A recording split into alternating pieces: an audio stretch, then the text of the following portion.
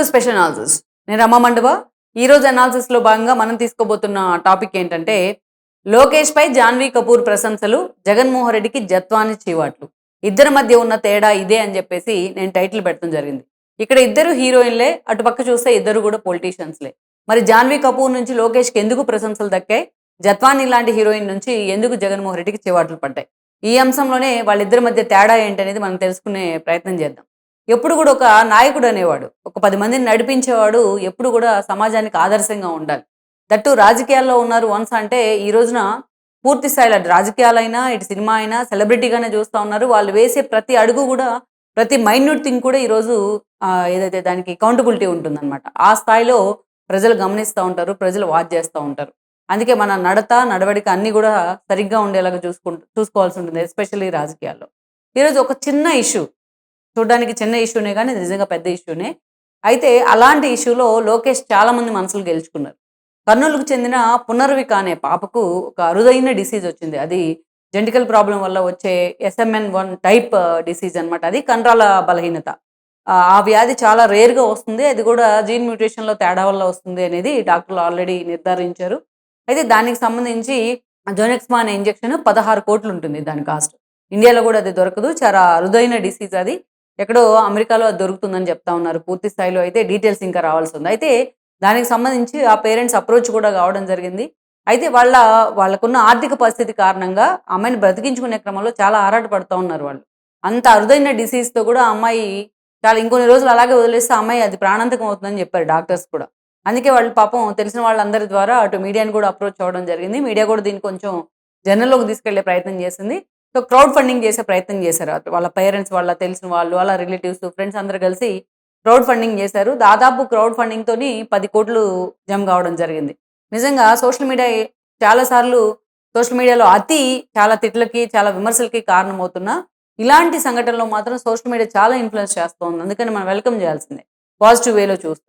అయితే ఇక్కడేం జరుగుతా ఉందంటే పూర్తి స్థాయిలో అతనికి ఇంకా ఫండ్ రైజ్ కాకముందు సోషల్ మీడియాలో ఇది వైరల్ అవుతా ఉన్న క్రమంలో ఈ అంశం అతను లోకేష్‌ని కూడా ఏం ట్యాగ్ చేయలేదు. దాతల్ని అభ్యర్థించారు అంతే వాళ్ళ పేరెంట్స్. ఈ క్రమంలోనే లోకేష్ కూడా స్పందించడం జరిగింది. లోకేష్ స్పందించి ఆ మొత్తం ఖర్చును కూడా నేను భరించే ప్రయత్నం చేస్తాను. 16 కోట్లు నేను తీసుకొచ్చే ప్రయత్నం చేస్తాను, అందించే ప్రయత్నం చేస్తాను ఆయన స్పందించడం జరిగింది. వాళ్ళ టీం కూడా దాన్ని వెంటనే ఎగ్జిక్యూట్ చేసింది.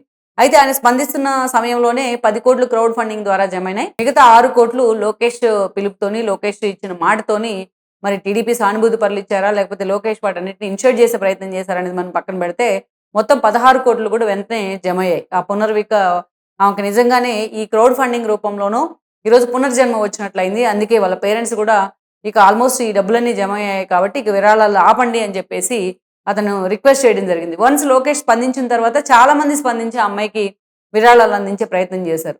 ఈరోజు ఈ సోషల్ మీడియాలో ట్రెండ్ అయింది పునర్విక అంశం ఏదైతే ఉందో.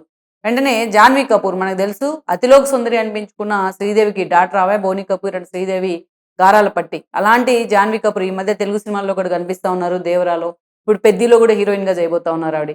సో అలాంటి జాన్వీ కపూర్ లోకేష్ నిజంగానే మీరు హీరో అని చెప్పి, రియల్ హీరో అని చెప్పి ఆయన పొగట్టడం జరిగింది. అందరి మనసులో గెలుచుకున్నారు మీరు ఇలాంటి విషయాల్లో స్పందించి అని చెప్పేసి ఆమె లోకేష్కి ఒక ట్వీట్ చేస్తూ ఇన్స్టాలో కూడా ఆమె స్పందించడం జరిగింది. అయితే ఇక్కడ ఇంకో కంపారిజన్ కూడా నాకు గుర్తొచ్చింది. ఈ ఈ వీడియో చేయాలనుకున్నప్పుడు గతంలో మనం చూసాం జత్వాని, కాదంబరి జత్వాని కూడా హీరోయినే. కాకపోతే జాన్వీ కపూర్ అంత బ్యాక్గ్రౌండ్ లేకపోయినా చాలా చిన్న ఫ్యామిలీ నుంచి వచ్చి ఆమె కొన్ని సినిమాల్లో కూడా నటించారు, ముంబై బేస్డ్. సో అలాంటి ఆవిడని జగన్మోహన్ రెడ్డి టీం ఏ స్థాయిలో ఇబ్బంది పెట్టిందో కూడా మనకు తెలుసు.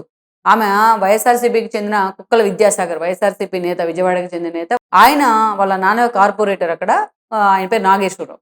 ఆ విద్యాసాగర్కి ఎక్కడో ఏదో ఫంక్షన్లో ఆమె పరిచయం అవడం, ఆవిడ్ని ప్రేమ పేరుతోనే ఆయన లోబరుచుకునే ప్రయత్నం చేయడం, తర్వాత ఆమె పెళ్లి చేసుకోమని అడిగినప్పుడు ఆమెను వేధించే ప్రయత్నం జరిగింది. వాళ్ళు వెళ్ళి వాళ్ళ నాన్నకి వైసీపీలో ఇన్ఫ్లుయెన్స్ ఉంది కాబట్టి ఆయన వెళ్ళి సజ్జలతో చెప్పడం.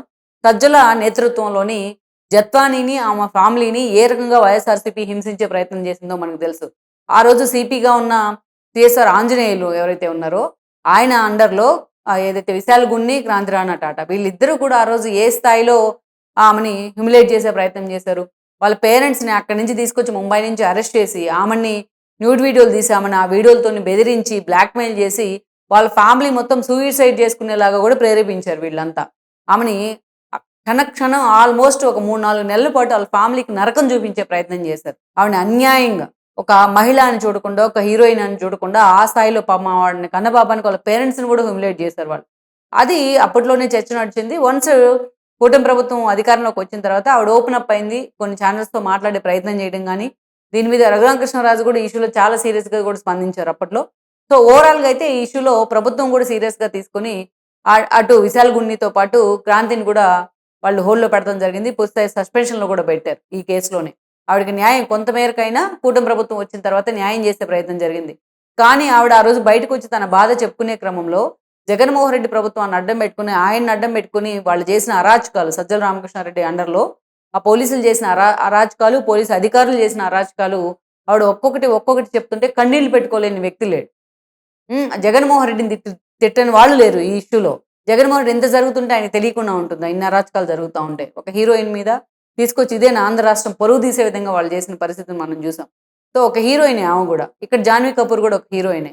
లోకేష్ చేసిన ఒక మంచి పని ఈరోజు ఆవిడ లోకేష్‌ని పొగడడానికి కారణమైతే, జగన్మోహన్ రెడ్డి జత్వానీని అవమానించిన తీరు ఇప్పటికీ కూడా ఎవరు మర్చిపోలేరు. ఏపీకి ఎవరైనా సెలబ్రిటీనో, హీరోయినో రావాలంటేనే భయపడే పరిస్థితిని కల్పించారు ఆ టైంలో ఇట్లాంటి ఇన్సిడెంట్స్ ద్వారా. సో, అందుకే ఇక్కడ కంపేర్ చేస్తుంది. లోకేష్‌కి, జగన్మోహన్ రెడ్డికి తేడా ఇదేంటే ప్రతిదీ మనం ప్రతి ఇష్యూని చెప్పుకోకర్లా. ఇలాంటి ఒక్క ఇష్యూ చాలు వాళ్ళిద్దరికి తేడా ఏంటి అని చెప్పుకోవడానికి. Please share, like and subscribe R24 Telugu YouTube channel.